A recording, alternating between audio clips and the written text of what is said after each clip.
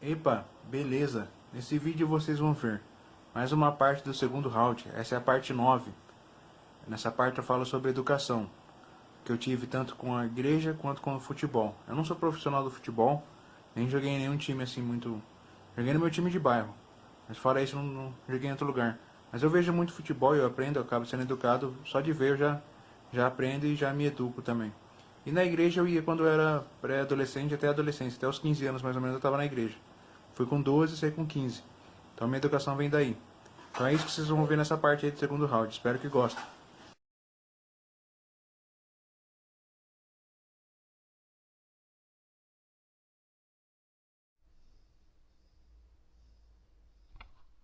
Epa, beleza.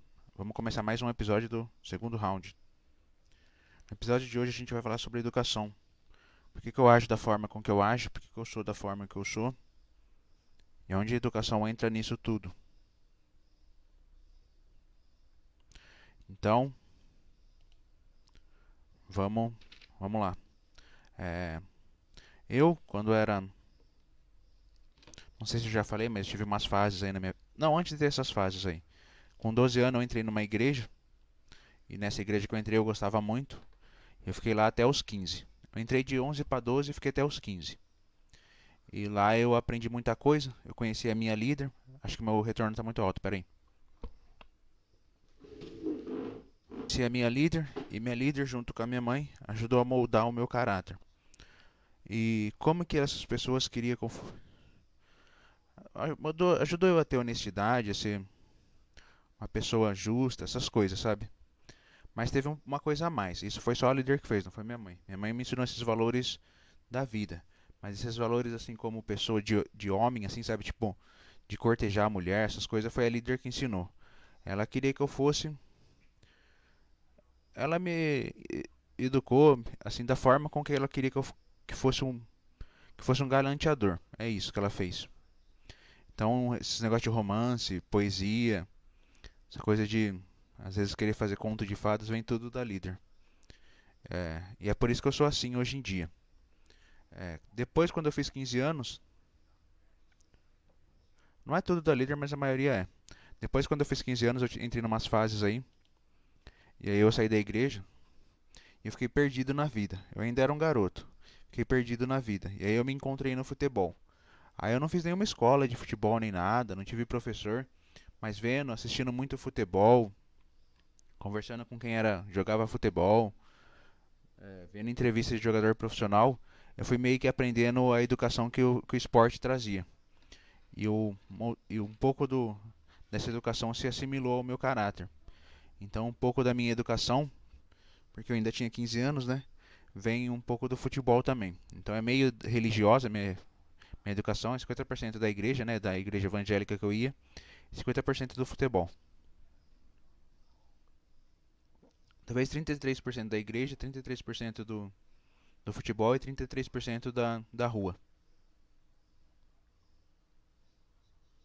Ou será que eu coloco 25 e falo que 25 foi a Disney? Tô brincando. E por que que essas coisas que eu faço parece que não são normais para as pessoas?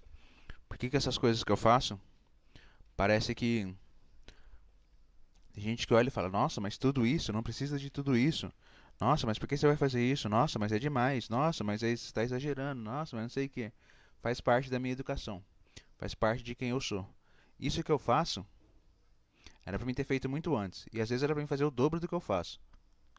Faz parte de quem eu sou. Então, às vezes, se eu faço alguma coisa que seja romântica, ou se eu faço alguma coisa que parece um pouco exagerada, às vezes até é mesmo exagerada, às vezes até é brega também.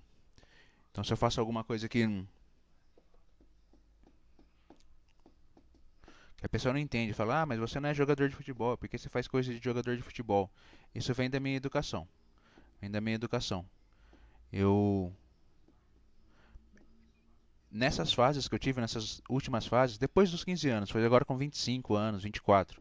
Essas fases que eu tive que durou mais, que foram mais complicadas, eu meio que percebi que a sociedade estava querendo me moldar. A sociedade queria distorcer o que eu era. Queria que eu fosse, pelo que eu entendi, posso estar enganado, mas a sociedade estava querendo que eu fosse um cara mais promíscuo, sabe, que eu vivesse da bagunça, que fosse um cara, sei lá, um cara que sai transando aí à torta direita, fosse meio babaca. E eu não queria ser nada disso, eu queria ser fiel ao que eu tinha aprendido. E eu fui. Teve uma época na minha vida que eu fingi que era babaca, pra afastar as mulheres. E nessa época que eu fingi que eu era babaca, eu vou voltar e vou corrigir. Vou voltar com a Aurélio Costa. Mas foi breve esse período, não foi muito longo. Eu até tenho. Eu sigo tanto o que eu aprendi lá atrás. Eu tento ser tão fiel ao que eu aprendi quando eu era mais novo, que eu às vezes eu até às vezes não, eu até criei uma voz na minha cabeça que imita exatamente, não exatamente, mas tenta imitar da forma mais fiel as coisas que a líder falava. A líder era uma mulher que sabia de tudo. Inclusive tinha um episódio que era pra ser a líder aqui. Será que eu falei dela? Ah, falei no terceiro. A líder era uma mulher que tinha resposta pra tudo. Todo problema que eu trazia pra ela, ela tinha resposta. O que a voz na minha cabeça faz? Que é a voz que é eu imitando a líder, só que com outra voz. Ela tem resposta pra todos os problemas. É paranoia essa voz não existe. É paranoia que fala a esquizofrenia. Paranoia é quando ouve, esquizofrenia é quando vê? Ou é o contrário? Paranoia é quando vê, é isso. Paranoia é quando vê alguma coisa, esquizofrenia é quando ouve. É esquizofrenia essa voz, ela não existe. Essa voz só existe na minha cabeça porque quando eu saí da igreja eu não queria ter deixado a líder. Eu gostava muito dela, muito, muito, muito. Mas eu gostava tipo que nem um discípulo gosta do mestre, tipo que nem o Luke Skywalker gosta do Yoda. Não havia outro sentimento da minha parte, pelo menos não havia nenhum sentimento a mais, tipo, que não fosse de discípulo e mestre. E eu gostava muito dela. Ela era para mim a mentora. Ela tinha resposta para tudo.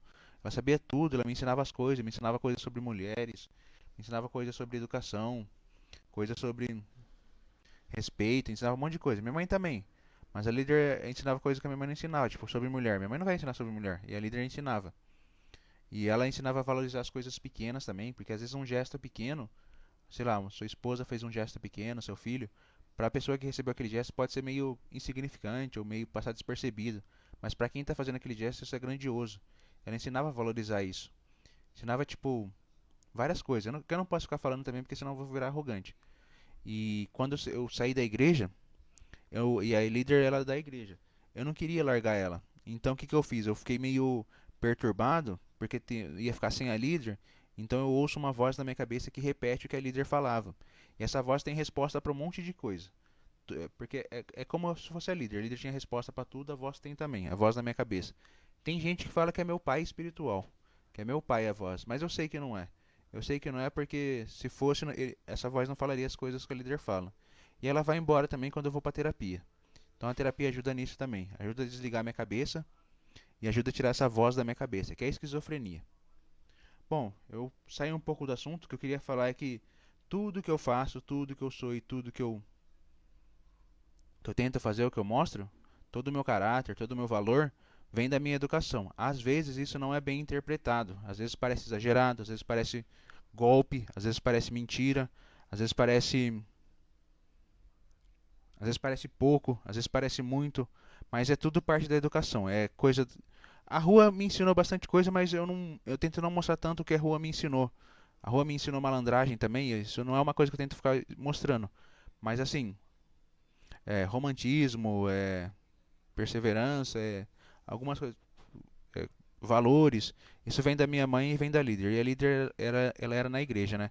Ela era líder dos adolescentes, mas ela era uma pessoa da igreja. E eu era da igreja também. E o futebol, porque eu me perdi lá quando eu era adolescente e me encontrei no futebol. E aprendi as coisas. Eu não vou me prolongar muito não, porque o que eu tinha para falar é isso. Então, às vezes você não entende, é estranho fazer isso, mas para mim é normal fazer isso. Pode ser, eu não estou querendo me achar ou me gabar, mas para mim não é uma coisa tão estranha fazer isso. Às vezes a pessoa não está acostumada com isso, mas eu estou acostumado pela minha vida, pelo que eu passei, pelo que eu tento fazer, pelas coisas que eu consigo fazer. Então eu estou acostumado com isso. Então para mim isso não, as coisas que eu faço às vezes não é tão fora da casinha. Para mim é normal. Inclusive fazer Lila dos 20 anos parte um e parte 2, para algumas pessoas vai parecer que, sei lá, é um golpe ou alguma coisa fora do comum, mas para mim isso é normal. Bom, então é isso. Esse foi a parte número 9 do. Como é o nome? Do segundo round. Domingo eu vou fazer a última parte, que é exemplo. Porque eu quero ser exemplo. Vai ser a última parte. Depois eu vou começar a subir no YouTube. Eu vou encerrar a live e eu vou voltar daqui a pouco. Então, muito obrigado a todos. Fiquem todos com Deus e até daqui a pouco. Epa, beleza. Ah, falei de novo. Essa foi a nona parte do segundo round, foi a parte sobre educação. A próxima agora é um bônus, que eu falo sobre a web celebridade, que é segundo round bônus. Vou falar um pouco sobre a web celebridade e a polêmica e toda a polêmica. Eu nem sei se no vídeo, porque faz tempo que eu gravei, se eu falo sobre a polêmica que ela gera. Mas enfim, gerando polêmica ou não, eu vou fazer isso de minha meta, né, de conhecer essa web celebridade e ter 100 mil. Então, até a próxima parte, que é segundo round bônus, web celebridade. Muito obrigado e espero que estejam gostando.